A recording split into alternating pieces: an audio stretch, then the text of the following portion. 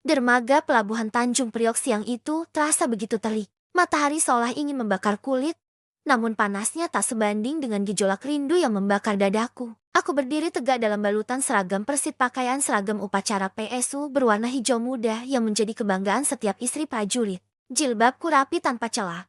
Bros persit berkilau di dada kiri, dan di tanganku tergenggam erat buket bunga mawar merah segar yang kupesan khusus sejak subuh tadi.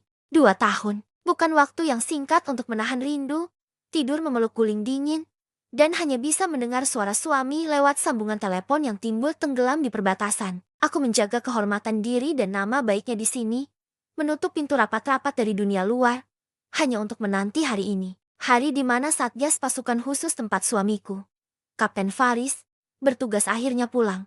Mbak Ira, itu kapalnya sudah sandar. Barisan perwira ada di dek atas, seru Rini, istri seorang letnan yang berdiri di sebelahku. Wajahnya berseri-seri, sama sepertiku. Jantungku berdegup kencang, nyaris melompat keluar. Mataku menyapu barisan prajurit berbaju loreng yang mulai menuruni tangga kapal Kri dengan gagah. Mereka berbaris rapi, wajah-wajah lelah namun bangga terpancar jelas. Aku mencari sosok itu. Sosok tegap dengan tinggi 180 cm.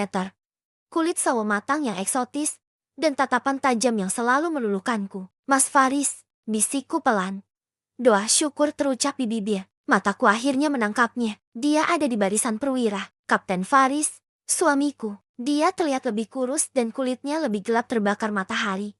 Tapi aura wibawanya semakin kuat.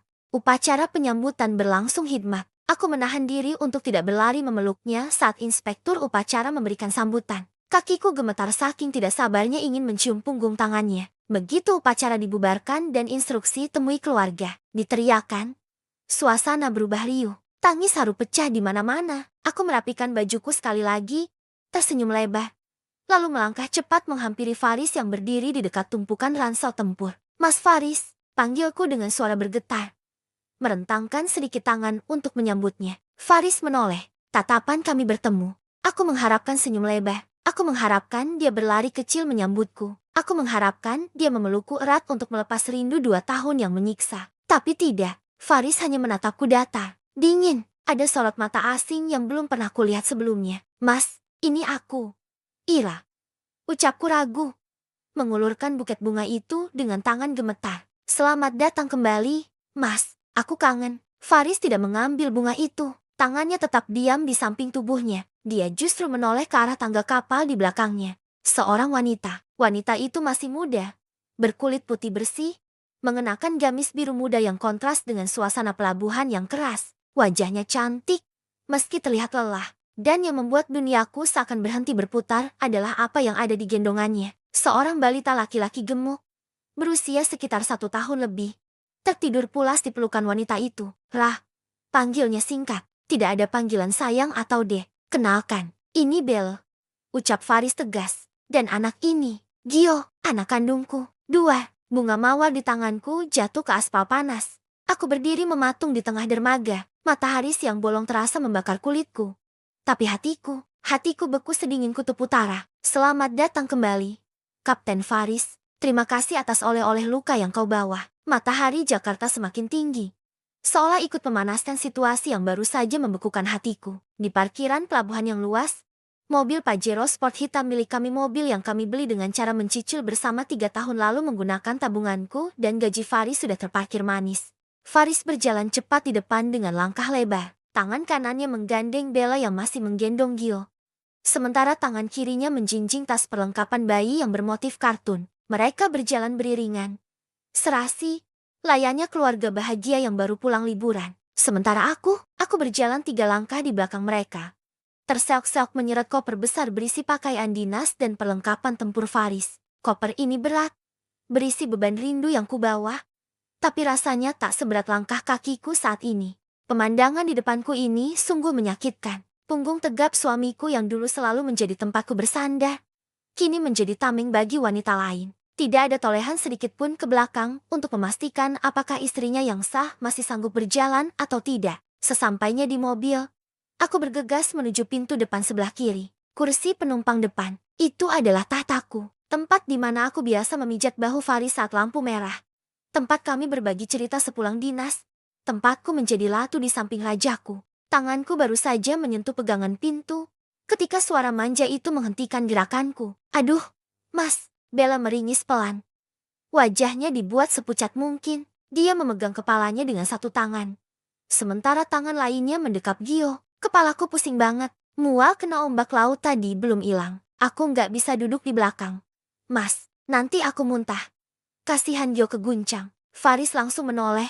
Wajahnya penuh kekhawatiran. Kekhawatiran yang tulus. Jenis tatapan yang dulu hanya milikku. Ya sudah, kamu di depan saja biar kena AC langsung dan pandangannya luas. Putus Faris cepat. Lalu, dia menatapku. Tatapan itu datar, tanpa rasa bersalah sedikit pun. Rah, kamu duduk di belakang ya, jagain barang-barang. Kasihan Bella kalau muntah.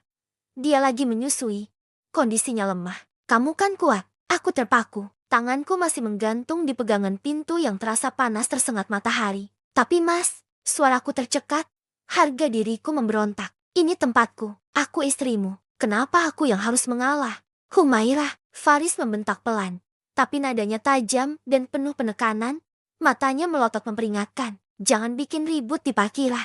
Malu dilihat anggota lain. Cuma masalah tempat duduk saja kok dipermasalahkan. Dewasa sedikit. Lihat kondisi Bella. Aku menarik napas panjang. Menelan gumpalan pahit di tenggorokan. Sebagai istri perwira, aku terlatih untuk menjaga wibawa suami di depan umum. Aku tidak boleh meledak di sini. Tidak sekarang. Di mana banyak mata junior Faris yang mungkin sedang memperhatikan. Dengan tangan gemetar, aku melepaskan pegangan pintu depan. Aku mundur, membuka pintu penumpang belakang. Faris membantu Bella naik ke kursi depan dengan sangat hati-hati. Seolah Bella adalah keramik mahal yang mudah pecah. Dia bahkan membantu membetulkan posisi sabuk pengaman agar tidak menekan dada Bella. Sementara aku mengangkat koper berat itu sendirian ke bagasi, lalu masuk ke kursi belakang. Duduk terjepit di antara kardus oleh-oleh dan tas ransel bau apek. Mesin mobil menderu, AC dinyalakan. Sepanjang perjalanan dari Tanjung Priok menuju rumah dinas kami di komplek perumahan Perwira, aku merasa seperti hantu, tidak terlihat, tidak dianggap. Bella terus berceloteh manja, memecah keheningan yang mencekam. Mas, nanti mampir minimarket ya, popok Gio habis. Terus aku mau beli susu kotak yang rasa strawberry. Tadi di kapal nggak ada. Iya, nanti kita mampir. Jawab Faris lembut, nada bicara yang sudah 2 tahun tidak ku dengar. Bella memutar tubuhnya sedikit, menatap Faris lekat-lekat. Tangannya yang bebas terulur, mengelus lengan Faris yang sedang memegang setir. Jemari lentik itu bermain di sana, di depan mataku. Kangen banget nyetir mobil ini ya. Mas, mobilnya wangi ya. Mbak Ira ngerawatnya pintar. Puji Bella dengan nada riang, tapi matanya melirikku lewat spion tengah. Tatapan itu bukan tatapan terima kasih, melainkan tatapan mengejek. Sayang ya, kursinya kosong 2 tahun, pasti sepi. Aku membuang muka ke jendela. Gedung-gedung Jakarta yang menjulang terasa makin menghimpit dadaku. Air mataku menetes dalam diam. Aku menghapusnya cepat-cepat dengan ujung jilbab. Aku tidak sudi menangis di depan wanita ini. Faris, aku memberanikan diri bersuara. Suaraku serak. Nanti sampai rumah, kita perlu bicara. Bertiga, nanti saja. Potong Faris dingin. Matanya tetap fokus ke jalan. Bella dan Gio butuh istirahat. Jangan langsung ajak ribut. Kamu siapin makan saja dulu. Mereka lapar. Kasihan Gio belum makan bubur. Deh, siapkan makan. Aku bukan lagi istri yang disambut rindu. Aku kini tak ubahnya pembantu yang ditugaskan melayani majikan baru dan anak haram suamiku. 1 jam kemudian, mobil memasuki gerbang komplek perumahan. Rumah dinas tipe 54 itu terlihat asri. Selama 2 tahun ini, aku merawatnya dengan telaten menggunakan uang pribadiku. Rumputnya hijau. Bunga bugenvil di pagar sedang mekar, dan cat temboknya selalu bersih. Aku merawatnya demi menyambut kepulangan Faris. Tapi kini, rumah itu terasa seperti neraka yang sedang membuka pintunya lebar-lebar. Mobil berhenti di carport. Alhamdulillah. Sampai rumah, seru Bella riang. Wah, rumahnya cantik ya Mas. Lebih bagus dari foto yang Mas kirim waktu itu. Faris turun, lalu segera memutari mobil untuk membukakan pintu bagi Bella. Aku turun sendiri dari pintu belakang, menyeret ransel Faris. Ra, tolong bawain tas bayi Bella sekalian. Perintah Faris sambil menggandeng Bella masuk ke teras. Gio berat. Bella nggak bisa bawa tas. Aku menatap punggung suamiku dengan Nana. Ingin rasanya aku lempar tas bayi itu ke wajahnya. Tapi logika menahanku. Jika aku mengamuk sekarang, para tetangga istri-istri tentara lain akan mendengar. Dan skandal ini akan meledak sebelum aku siap. Aku mengambil tas bayi itu dengan kasar. Kami masuk ke dalam rumah. Aroma pewangi ruangan lavender menyambut. Lantai marmer putih berkilau bersih. Bella langsung duduk di sofa ruang tamu. Meluruskan kakinya seolah ini rumah nenek moyangnya. Aduh, pegel banget kakiku. Mas, ambilin minum dong. Air es ya. Faris, kapten pasukan khusus yang disegani anak buahnya, bergegas ke dapur mengambilkan air minum untuk wanita itu. Pemandangan yang membuat ulu hatiku nyeri. Dulu, dia tidak pernah mau disuruh-suruh. Selalu minta dilayani. Tapi demi Bella, dia rela jadi pelayan. Aku berdiri mematung di tengah ruang tamu. Dikelilingi barang-barang kenangan kami. Foto pernikahanku dan Faris yang besar masih tergantung di dinding. Bella melihat foto itu, lalu tersenyum sinis. Faris kembali membawa segelas air es. Bella meminumnya tandas. Sigar, makasih sayang. Ucap Bella manja. Lalu, Bella berdiri. Dia menggendong Gio yang mulai menggeliat bangun. Mas, aku mau nidurin Gio. Kamar utamanya yang mana? Yang itu ya. Jari telunjuk Bella menunjuk lurus ke arah pintu kamar utama. Kamarku, kamar pengantin kami. Kamar tempat aku dan Faris menghabiskan malam-malam panjang selama 3 tahun pernikahan. Tempat paling sakral di rumah ini. Darahku mendidih. Itu batas toleransiku. Tunggu, seruku tajam. Suaraku meninggi. Aku melangkah maju, menghalangi jalan Bella. Itu kamarku. Itu ranjangku. Kamar tamu ada di sebelah belakang. Kamu tidur di sana. Bella terlonjak kaget, lalu menatap Faris dengan wajah memelas. Air matanya sudah di pelupuk mata, akting yang luar biasa. Mas, kamar belakang kan sempit. Nggak ada AC-nya. Kasihan Gio kalau kepanasan nanti biang keringat. Dia kan kulitnya sensitif. Lagian barang-barang kita kan banyak. Mas, Faris menatapku, lalu menatap Bella, lalu menatap anak kecil di gendongan Bella. Wajahnya mengeras. Dia mengambil keputusan yang menghancurkan sisa harga diriku sebagai nyonya rumah. Rah, ucap Faris tegas. Kamu pindah ke kamar belakang. Aku terbelalak. Kakiku lemas. Apa, Mas? Kamu sadar ngomong apa? Itu kamar kita. Semua barangku ada di sana. Baju-bajuku, alat sholatku, barangmu bisa dipindahkan nanti sore. Kata Faris tak terbantahkan. Nadanya otoriter. Bella butuh kamar yang luas dan ada kamar mandi dalamnya untuk mengurus Gio. Anakku prioritas utama sekarang. Kamu jangan egois sama anak kecil. Egois? Teriakku. Air mata akhirnya tumpah deras tak terbendung. Siapa yang egois, Mas? Kamu bawa selingkuhanmu ke rumahku. Dan sekarang kamu usir aku dari kamarku sendiri demi dia. Jaga mulutmu, Humairah. Faris membentak. Tangannya menunjuk wajahku. Dia bukan selingkuhan. Dia istriku. Dan ini rumah dinasku. Jatah dari negaraku.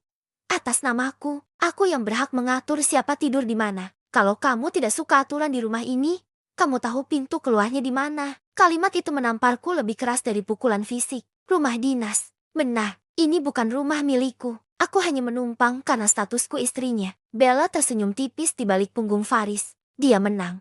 Minggir. Faris mendorong bahuku pelan agar menyingkir dari depan pintu. Faris membuka pintu kamar utama, lalu mempersilahkan Bella masuk. Masuklah. Dek, istirahat yang tenang sama Gio. Jangan dengerin orang histeris. Bella melangkah masuk ke dalam suaka pribadiku. Sebelum pintu tertutup, dia menoleh padaku, memastikan Faris tidak melihat, dan berbisik tanpa suara dengan gerakan bibir yang jelas. Minggir.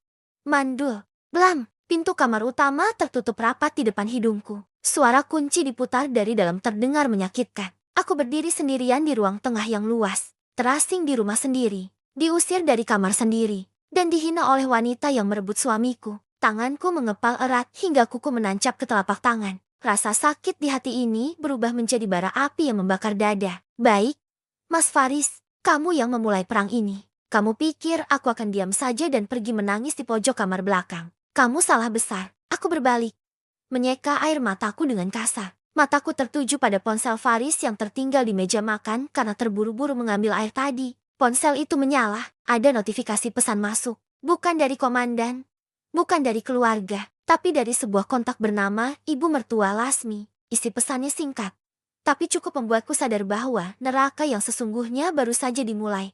Gimana, Nak Bella? Si Mandul sudah diusir ke belakang. Ibu dan rombongan besok pagi sampai sana. Siapkan kamar ya.